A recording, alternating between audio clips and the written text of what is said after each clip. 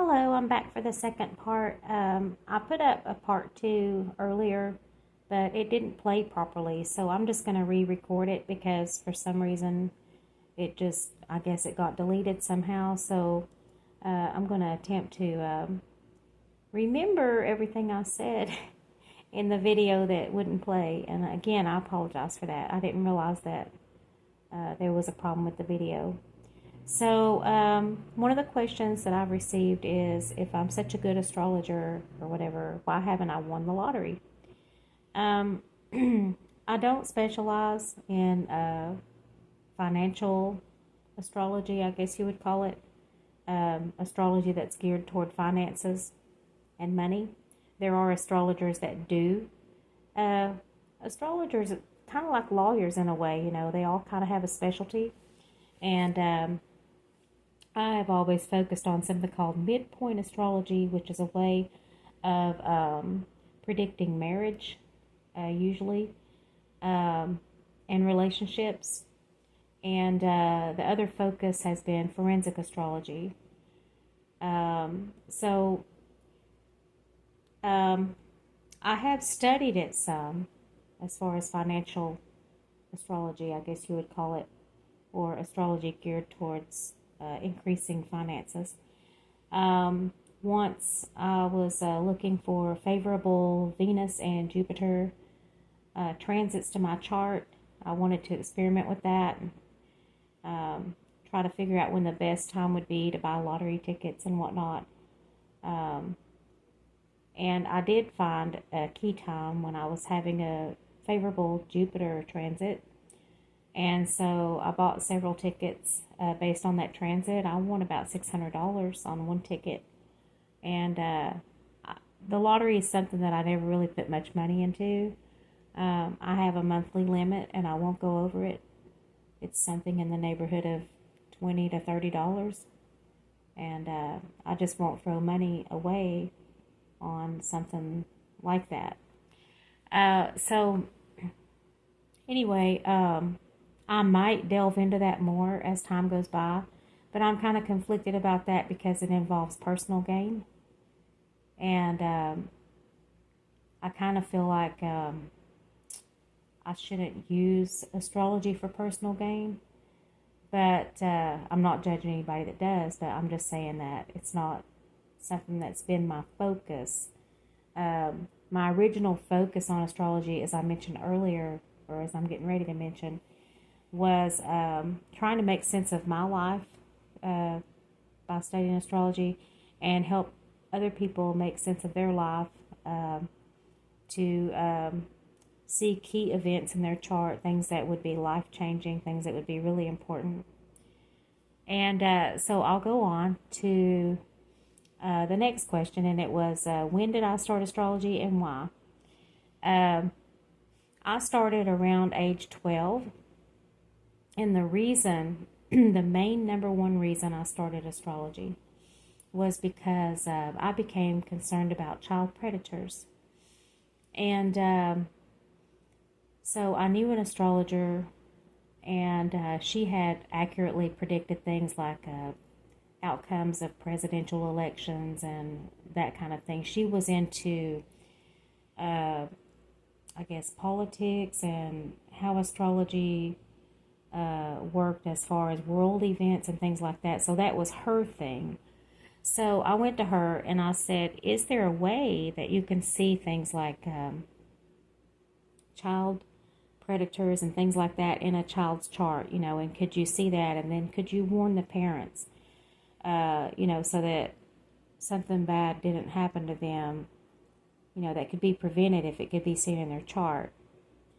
And I know I was kind of a dark thinker always from the get-go. And so she said, actually there is. And she said, but you have to learn the basics and the fundamentals of astrology first, and then I can show you more. And so she did show me a lot about astrology. I used and read a lot of her books, things like that. And so my main focus, my main goal from the very beginning was spotting that in a person's chart and being able to warn the parents and try to help protect the child. So, this moves me to the next story, because this next story leads into what I was just talking about child predators and a child's chart.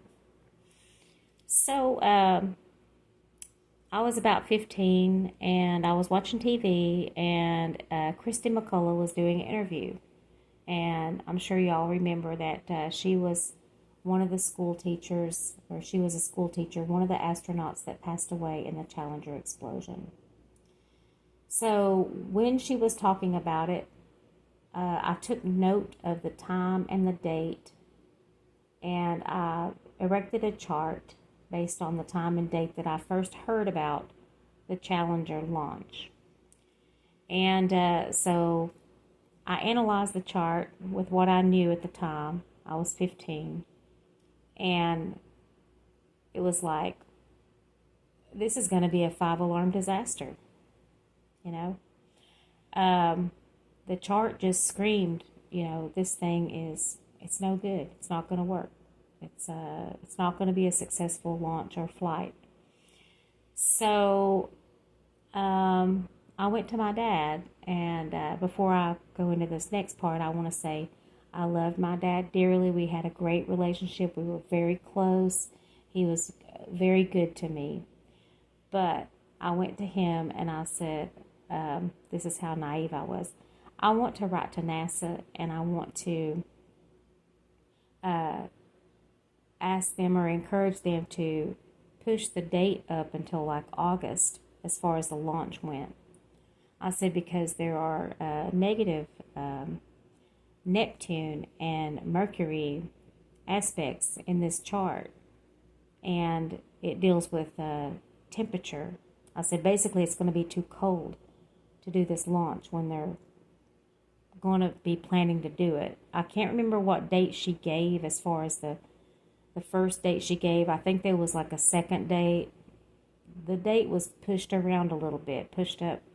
But anyway, I had to go with the time and date that I first heard about it, okay, which is known as event astrology. Some people call it horary astrology. And I didn't know the term horary astrology back then. I had no idea. I just never heard it before. But anyway, I did the chart. It looked terrible. I told my dad, this looks terrible, and people are going to be in this thing, and they're gonna die. And he was like, no, you can't be writing to NASA. We could have government officials knocking on our door. If this went public, if you're right, it's going to be a freak show. If you're wrong, you're going to look like an idiot. I really don't want you talking about this. Don't be going around talking about this. It's going to be not good for you, especially at school. You have a hard enough time fitting in as it is, and I did, because I'm kind of weird. So anyway, I did tell some people. So we were sitting in class. I think I was in home ec. We were watching the launch on TV, and I kind of had my back turned to the TV. And somebody asked me, aren't you going to watch it, or why aren't you watching it, or whatever? And I said, well, honestly, I just don't want to watch 7 people die. I said something to that effect, and people just kind of looked at me, And I had a friend in class, and I had already told her what I thought, and she thought I was a little bit crazy. And honestly, I probably am a little bit crazy. But anyway, so it exploded while we were watching it in class. And she just kind of looked at me, and, it's almost like you've seen those videos when somebody bats their eyelashes, they play a little sound. It was kind of like that. It was that kind of a look that she gave me. Fast forward a few years later, she had a baby. It was about 1987. I was in college. Let me back up and explain. I started college at the age of 17. I wasn't quite 18 when I started. I was always kind of a early starter in every school year because I started school so early when I went to kindergarten. So anyway, she came to me in, I think it was 1987, and I would have been just 17 or 18, something like that. I haven't done the math. I was born in 1968. So she wanted me to do her baby's chart. So I did her baby's chart. And it didn't take me long to become alarmed when I looked at the chart, because I had looked at other charts of children who were mistreated in some way or something like that I had found news clippings of or whatever. So I had practiced on other children's charts and looked for things like markers, what markers of victims of that kind of look like in a chart. And so I said to the lady, this is alarming. Your child is going to come into contact with a child predator. It's most likely going to be in a religious setting. So I recommend that you don't take your eyes off of him. This is going to happen between the ages of 6 and 10. And I said, don't leave him alone with anybody. Don't even let him go to the bathroom by himself. Either you or your dad or his dad somebody needs to always be with him, especially anywhere that has to do with a religious setting, even Boy Scout meetings, because they often happen in churches. And so she just was stunned, and I was actually kind of surprised that she came to me, because she was very religious, came from a very religious family, a family that never missed religious services and so on. But a few years later, about 8 years later, I get a communication from her. And she said that a man had been arrested for behaving inappropriately with some boys in the Sunday school class. Well, her husband had worked that day, and she didn't want to go to Sunday school class with her son. She wanted to go to the adult Bible class. And so she had her son with her. He was not in the Sunday school class with the other children. And so it basically played out just like I said. There's going to be a predator. It's going to happen in a religious setting. The way you protect him is basically don't let him out of your sight, and especially around anything having to do with religious people or a religious setting. So I was able to use astrology to help parents protect their child from a child predator. Now, there's two schools of thought on that. There's the Old Testament, says astrology is bad. And there's the New Testament, in the book of James, says, if you know to do good and you don't do it, that is sin to you. So, and we see this several times in the Bible where there is a higher command. There are higher commands. For instance, I think it's in the book of Matthew. I'm not sure. I don't have anything in front of me to look this up. But it says, go and learn what this means. I desire mercy and not sacrifice. And so I felt sacrifice would be to go with the Old Testament. Astrology is bad, and there is no reason that you should ever use it. It's a sin no matter what. Mercy says the opposite. So sacrifice would have been, don't do the chart, don't find uh, anything alarming in the chart about child predators, don't tell the parents so that they can't be warned, so that they can't do what they can to help their child avoid this predator. And, just let it happen to the child. Basically, just let the child become a victim. Mercy says, do the chart, warn the parents, keep the child safe from the predator.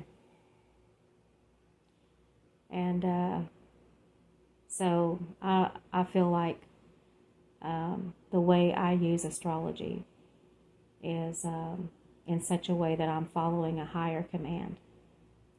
And so I don't believe that it's a sin. Astrology, to me, is kind of like a gun. A criminal can use a gun for bad purposes, and a police officer can use a gun to stop bad people, to stop the criminals. Well, astrology can be used for bad. There have been criminals that have used astrology to plan their crimes. For instance, void of course moon. When somebody goes missing during a void of course moon, they're kidnapped or something like that, they're hardly ever found. And if they are, it takes a long time to find them. And when crimes are committed during void of course moon, the perpetrators are rarely ever caught. So astrology can be used for evil, can be used for bad. It can also be used for good. It can be used to warn someone of something tragic that's going to happen, or that could happen. The potential is there. So what I say about this is astrology, whatever your chart says, doesn't doom your life. It's something that can be used to make sense of your life, take a warning from, and so on. So it can be used for good. So I don't believe I'm sinning when I use astrology, and I've gotten that question several times. Somebody asked me, since I align with Christianity, or I claim Christianity, does the church or denomination or whatever that I subscribe to, do they support astrology? If I had to say that I was from any denomination or anything like that, I'm a United Methodist. Now, the United Methodist Church official position is they don't support astrology. They don't believe it's right. Now, would they disfellowship me if they found out I was an astrologer? I don't know. And if they did, I would just have to sit there and let them. Because again, I believe I'm following a higher command. And I feel a very deep conviction to do what it is that I do. And I'm just not going to make apology for it. I feel I have nothing to repent for. Let's suppose for a moment it is a sin. I don't believe it is. Of course, we all know that. But let's assume for a moment that it is. Well, look at all the other sins being committed. Maybe we go too far on a date, and that's called fornication, having relations before you're married. Okay, a lot of people have done that. Taking the Lord's name in vain, another sin. Gluttony, a sin. Drunkenness, a sin. Gossip, slander,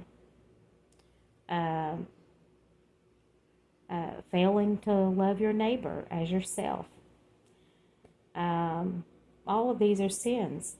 Some of us have even lusted after Rip Wheeler from Yellowstone, knowing full good and well that's Beth's man, So, there's a lot of sins that other people commit every day.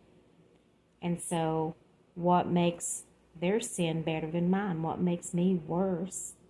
What makes me worse as an astrologer than somebody who gets drunk a lot, or eats too much, or takes the Lord's name in vain, or gossips, or slanders, or fails to love their neighbor. In the book of Romans, I believe, chapter 1, later on in the chapter, there are all these sins being named. I think one of them is disobeying the parents, failing to have love or show love, slander, gossip. There's several sins listed, and at the end it says murder. So all of those other sins that we don't think are that serious maybe are on the same level in the eyes of God as murder.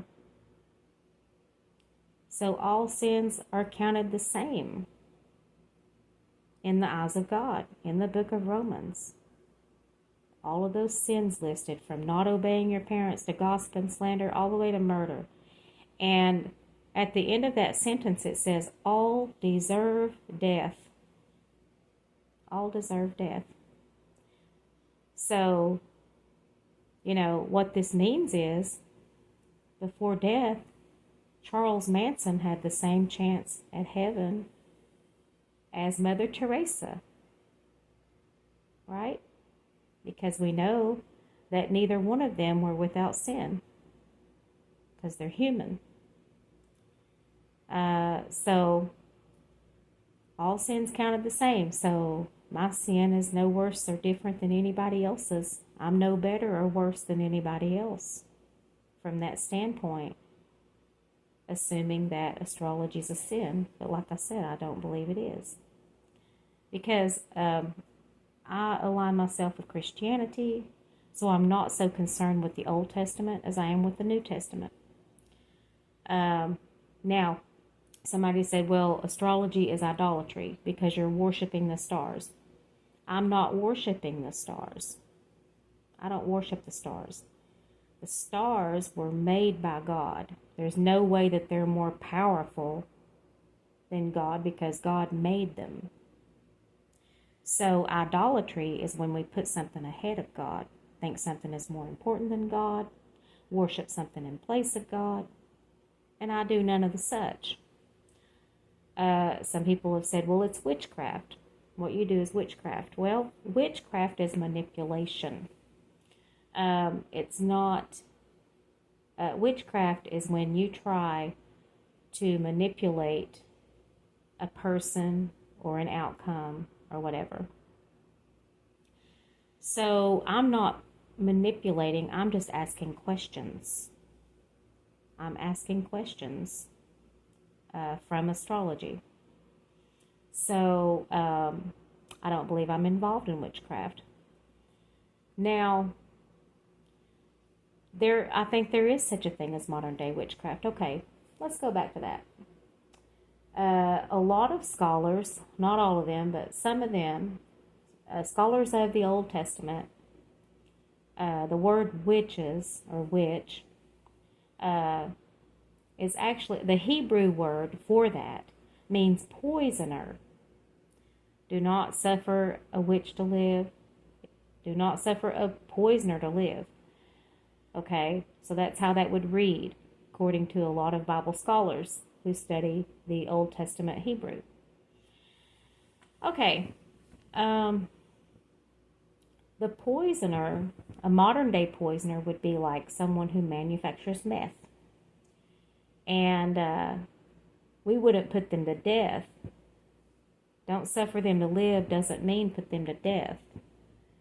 It means don't support them income-wise. Don't buy from them, because then they can buy more supplies to poison more people. So, that is the conclusion of a lot of Bible scholars, and I happen to agree with that conclusion. So, yeah. So there is such a thing, in my opinion, as modern-day witchcraft, and it would be a poisoner, a drug manufacturer, illegal drugs, that kind of thing. I'm sure that there's other examples I could think of, but that's just one. So, So I've dealt with that. I don't believe it's a sin and all that. And I don't, if it was, my sin is no worse or better than anybody else's. All have, sinned and fallen short of the glory of God, right? That's like probably the second Bible verse most children learn in Sunday school. The first one is God so loved the world. I believe that was the first one. Actually, backing up, I think the very first thing I learned was the Ten Commandments. But anyway, that's all a long time ago. So I received another question, and it was, have I done any accurate predictions? Of course, the Challenger explosion, the keeping the boys safe from the Sunday school teacher. What was weird about that is that was in another state. And around that same time, something very similar was happening near where I lived at the time. Yeah, I was like, wow. Oh, wow. So anyway, moving on. I have accurately predicted marriages.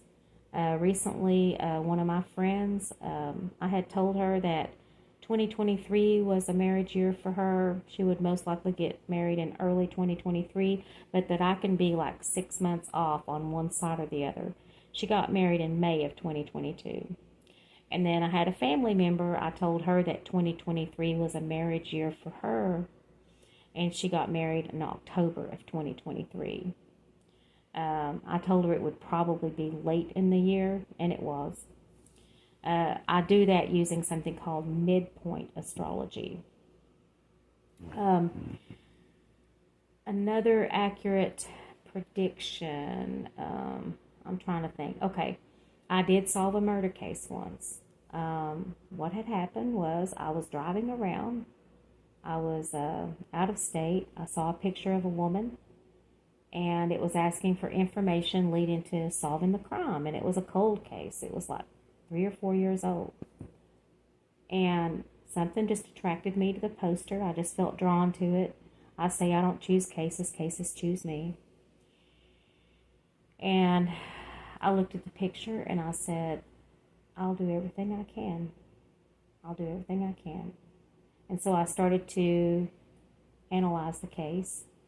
I was able to get the birth time from the parents, which shocked me because most of the time you cannot get a birth time out of the parents, no matter what. It's so hard. It's like pulling teeth because most people don't believe in astrology, mostly because of religion, and so they're not going to cooperate. They're not going to give you that birth time.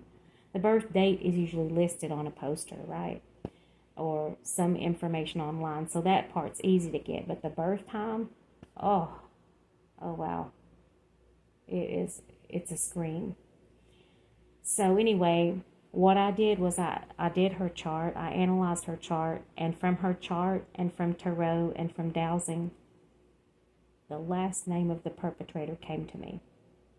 So I went to the police and I said, ask her parents if she knew anybody by the name of blah blah blah. The parents talked to the police, and the police found out that the victim, did know somebody of that last name, and that they hadn't been in contact in a few years. So apparently she forgot about him, but he did not forget about her, because he returned a few years later to stab her to death. All right, so when he did this, the knife slipped. And we know what that means. He left his DNA behind. But he didn't have any previous arrests or anything. So they didn't have a DNA sample on file for him because of that reason. And so they went to him. They tested his DNA. It was a match. He was put in prison, and he can't hurt anybody else. So if I sinned by helping to get a murderer off the streets to keep him from hurting anybody else, or to at least make him pay for what he did to that one lady, okay, on the poster that I saw. If I sinned, that's fine, I sinned. That's fine. I don't believe I did. I believe I followed a higher command. I believe it's merciful to get killers off the street anytime you can, by any means necessary. So, again, like I said, a higher command. I'm trying to think of anything else, because somebody asked, what have I done in the way of predictions or anything that worked out, that was accurate. Have I solved any cases? That kind of thing. There have been cases that I just hit a brick wall, and it's usually because I can't get a birth time. That's been the case with so many cases. It's just awful, trying to get birth times. And I have dropped astrology for long periods of time because of that issue of not being able to get birth times. As a matter of fact, one of the most recent cases I've been discussing on YouTube for a long time, I had been on like a break from astrology for like a year maybe, and then her Amber Alert came up, and I was just like, I've got to try. I may not succeed, but I have to try. Because I had a dream about her after she went missing. I saw her Amber Alert. I was either on my way from Texas or to Texas. I can't remember which, but I just remember Texas was involved. And when I saw that picture, usually when I see an Amber Alert, I dismiss it quickly. I'm like, it's a custodial parent, a non-custodial parent that took the child from the custodial parent.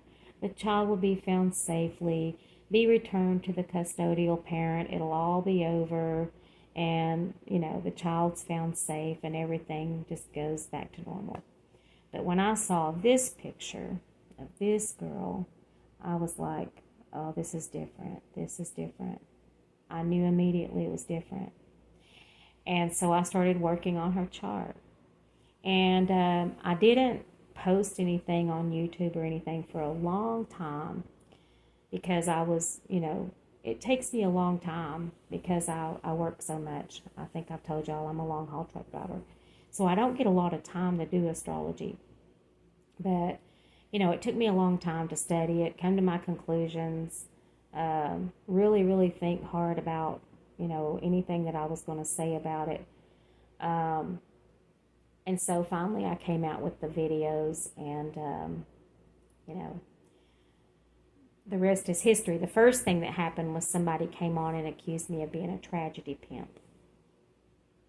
And I didn't even know what they were talking about, because I hadn't really seen anything on YouTube about it. I wasn't really following it. I didn't know there was a war going on around that case. I did not know. And so I was like, well, how am I a tragedy pimp? My videos aren't monetized. If I mention the name of a missing person, that video does not get monetized. I'm not sensationalizing anything. I'm just talking about an astrological analysis of this case. I'm not pointing fingers at people, calling them out by name as far as them being suspects in my mind or in my opinion. I've always kept a no-name policy where that's concerned, because my findings are based on astrology and the paranormal, and those are not considered legal facts. And so I'm not going to say, hey, I think so-and-so did it, and call them out by name. It wouldn't be right. It could also land me in court. It could get me stalked. It could get me harmed or worse. Okay, so I'm not going to do that. I'm not going to do that. I'm sure probably law enforcement probably has seen some or all of my videos. And, if they decide that they want to act on information that came from an astrologer or psychic or anything like that, more power to them. you know. But I'm not going to them because I don't have legal proof. Um, so it is what it is. I'm sure if they have seen my videos and wanted to talk to me, I'm sure they would reach out. Um, I've even heard of them kicking in somebody's door and that sort of thing. So, um, yeah, it was someone that deals in the astrology and paranormal side, like me.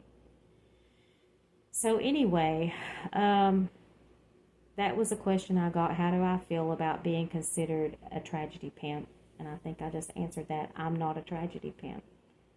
There's nothing that I do that's tragedy pimping that I can think of. I'm not monetized. I don't call people out by name and whatnot for clicks and views. I don't take donations. Um, you know,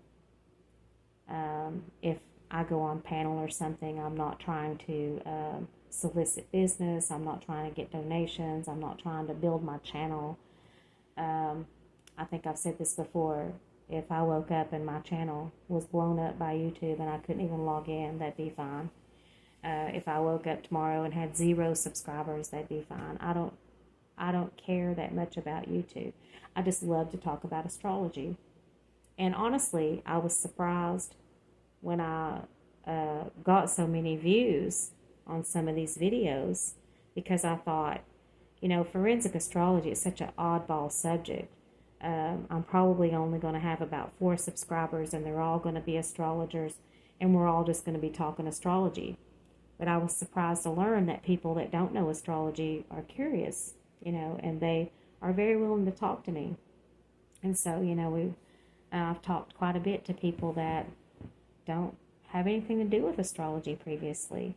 And I'm glad that they want to talk to me and ask questions. And I've had people come on that, didn't agree with some of my conclusions and whatnot. And, they've pointed out some really good questions to me. And I appreciate that. And so they've looked at it at a different angle, brought up things that I hadn't thought about. And so I enjoy these discussions because, I learn from them.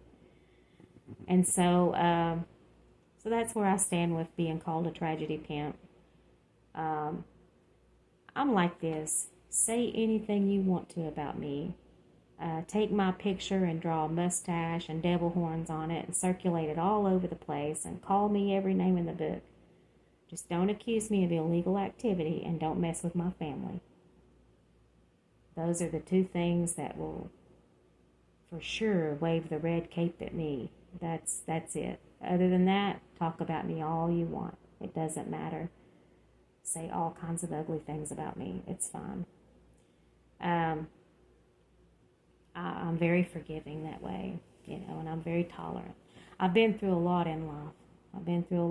So words don't really register with me all that much anymore. I've been through some very serious situations, and it has taught me to appreciate the good days and, make the lemonade out of lemons, And that's kind of what astrology is for me. I was kind of given lemons at a particular stage in my life, and I wanted to try to figure out how to make lemonade. How can I use astrology to make lemonade? And I feel like if all I ever did was get a murderer off the streets, and if all I ever did was keep that boy out of the hands of a predator, I feel like if I didn't ever do anything else, that would be okay. But, it pushes me to do more. I want to do more. I'm not motivated by money. I've never asked any families or anything for money or anything like that. I did once I was offered a reward for solving the murder case. I wouldn't take it. So they offered me a reimbursement. I didn't know that's what they were going to do. They were asking me questions like, how much money do you think that you've spent on, learning materials and whatnot, tarot cards and, all the tools that you use, how much money have you spent? And I didn't know what it was leading to. And so I said, however many $1,000 that it cost me over, like a 20-year period. And so what they did was they gave me a reimbursement. They didn't call it a reward. There were travel expenses involved and things like that. And so they wanted to reimburse me for learning materials and travel and whatnot. And I did take the reimbursement because I felt like, if I don't, I'm not being gracious. I'm not being thankful. And then every once in a while, it kind of gnaws at me. Should I have taken that reimbursement? Was that personal gain? What? I'll probably go to my grave debating whether or not I did the right thing. I'm not sure. I think I did, but like I said, sometimes it nags at me that I don't take any money from families or anything like that. If I look at their child's chart or something, trying to help find them. The other question, have I ever found a missing person? No, I haven't. But this one case just really lit a fire under me. And, it's, like I said, I want to do what I can astrologically, I guess you could say, to try to find her. Now, I have reached some conclusions, and I've been asked about this too, and I've talked about it. I do have a suspect in mind. I've talked about him. I call him an astrological suspect. I never say his name. People say, well, how did you go about finding him? Well, these kind of cases, usually it's somebody local, and it's usually somebody that has some kind of record. So I started with my dowsing rods, and I went through about 200 photos of mugshots in the area, and I always ask my rods to open for yes and close for no. And so I got no, no, no, no, like about 200 times. I think I went through about at least 200 mugshots, and then I got to this one, and my rods, they just flew open and slapped my biceps. I mean, I've never seen such a fast yes out of my rods. I just about fainted. And so I thought, it's a fluke. So I went back through some more pictures. No, no, no, no, no. Came to his picture. Yes again. Yes again. It's not anybody that's ever been mentioned on YouTube, the news, anything. He's totally out of left field. He does live in the area. And I will not say his name because it could be slander and libel. There's another reason that I don't. I could be harmed, for mentioning that name. That person might decide to come after me, right? So then, after that, I took his birth data and I started analyzing it against the missing person, against the crime chart, which was the time and date of when the person went missing. And the birth data fit very, very well into the scenario of what happened. And so also he has what I call deviance markers. He has a ton of deviance markers. Now, deviance markers are found in the charts of people like serial killers and whatnot. And they're pretty consistent from person to person. Okay. And he has quite a few deviance markers. So I do have a suspect in mind, okay, but again, based on astrology and paranormal, so I don't want people going to law enforcement or anything like that with this type of information because it's not anything that they could use. It would be a waste of their time, okay? People have said, well, where do you think she is? Well, if she is deceased, I believe she's in the Patrick Henry Lake area. If she is alive, she is near water, such as a houseboat, beach house, lake house, because of the Cancer placements and the Pisces placements that I've studied in these charts related to her case. So those are brief answers on that. I don't like to speculate on whether or not, I don't like to say she is deceased or she is living, because only God and the perpetrator knows that. And also, a family member could run across one of my videos. Oh, they're saying my baby is just, I don't want to be that person. I don't want to be that person, and I'm not going to be. I try to stay sensitive to the fact that anybody could run across my videos. That's another reason I don't go into like graphic details and things like that about things that I think may have happened to the person. I think we all know that when somebody disappears like that, pretty much we know why and what was done to them. And so I don't want to delve into that too much because it could be considered salacious, titillating, that kind of thing. For some people, there are some sickos out there that want to listen to these kind of stories, and they get a sick gratification, a sadistic gratification out of even hearing details, graphic details about what happened to somebody. And I'm not going to give them that. They're not going to get that from me. I'm not going to glorify what happens to some of these people. I'm just not. So, that's kind of where I'm coming from in life. So I'm just an astrologer. I'm not somebody that's going to try to search people's properties and get into their personal lives and disturb people's peace and their community and their neighborhood. I'm just going to do my astrology and stay in my lane and love everybody. Okay, that's all I want to do. And so that concludes this particular video because it's very long. And I'm going to produce another video as soon as I can. Thank you for listening. God bless. I wish you peace and love and a Merry Christmas.